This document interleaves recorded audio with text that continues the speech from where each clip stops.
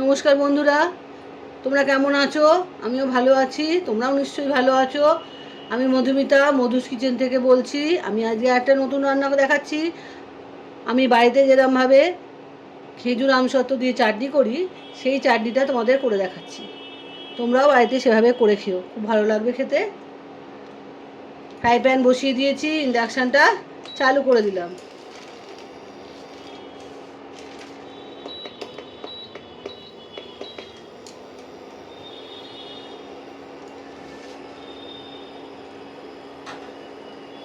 সামান্য একটু সর্ষের তেল দিলাম, হাফ চামচের মতো।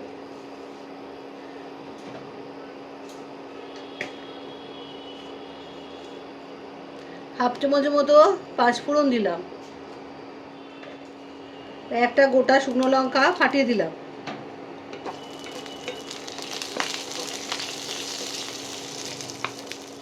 এটা একটু গরম হোক। আমি এই যে খেজুর নিয়েছি, খেজুরের মধ্যে একটু জল দিয়ে দিলাম, গরম জল দিয়ে একটুখানি খুন্তি দিয়ে একটু করে নিলাম, ভেঙে ভেঙে দিলাম। খেজুরগুলোকে আমি কিন্তু ধুয়ে দানা ছাড়িয়ে রেখেছি, দানা শুদ্ধ আমি চাটনি করি না। এবারে ফোড়নটা হয়ে গেছে, আমি এটা দিয়ে দিলাম।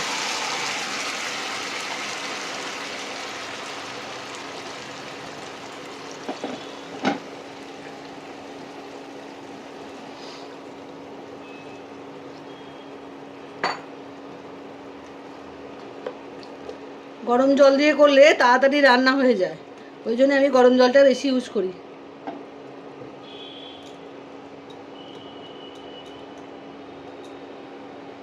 এবার এর মধ্যে এই যে ফুটতে আরম্ভ করেছে, এবারে আমি হলুদ গুঁড়ো দেবো আন্দাজ মতো, লবণ দিলাম।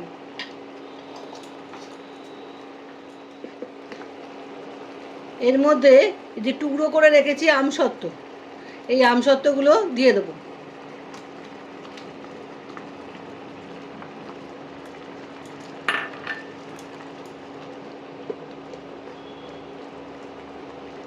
একটু খেজুরগুলো খুন্তি দিয়ে ফাটিয়ে ফাটিয়ে দেবে, তাহলে খেতে ভালো লাগবে। একটু সেদ্ধ হোক।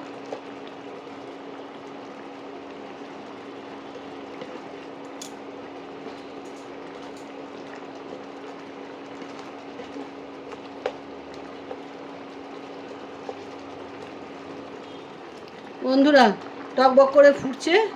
এবারে আমি চিনিটা দিয়ে দেবো।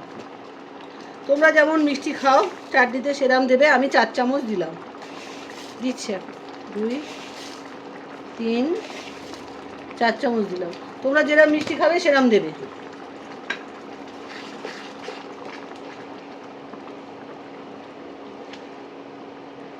বেশি মিষ্টি খেলে বেশি দেবে, কম মিষ্টি খেলে কম দেবে।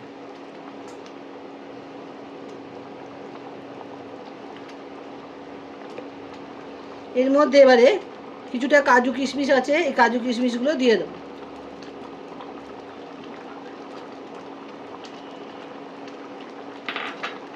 একটু ঢাকা দিয়ে দিচ্ছি।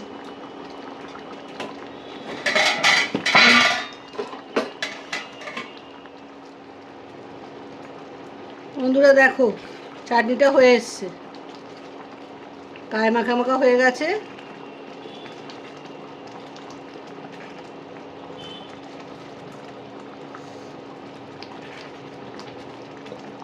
এবারে এর মধ্যে 1 চামচের মতো লেবুর রস আমি দিয়ে দিলাম।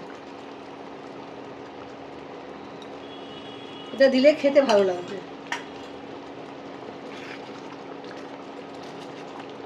একটু ফুটলেই বন্ধ করে দিতে হবে। লেবুর রস দিয়ে বেশিক্ষণ ফোটানো যাবে না। আমসত্ত্ব খেজুরের চাটনি কমপ্লিট। আমি ঢেলে তোমাদের দেখাচ্ছি। বন্ধুরা দেখো, আমসত্ত্ব খেজুরের চাটনি কমপ্লিট হয়ে গেল। খুব সোজা, খুব অল্প সময়ের মধ্যে রান্নাটা হয়ে যায়, খেতেও খুব দুর্দান্ত লাগে।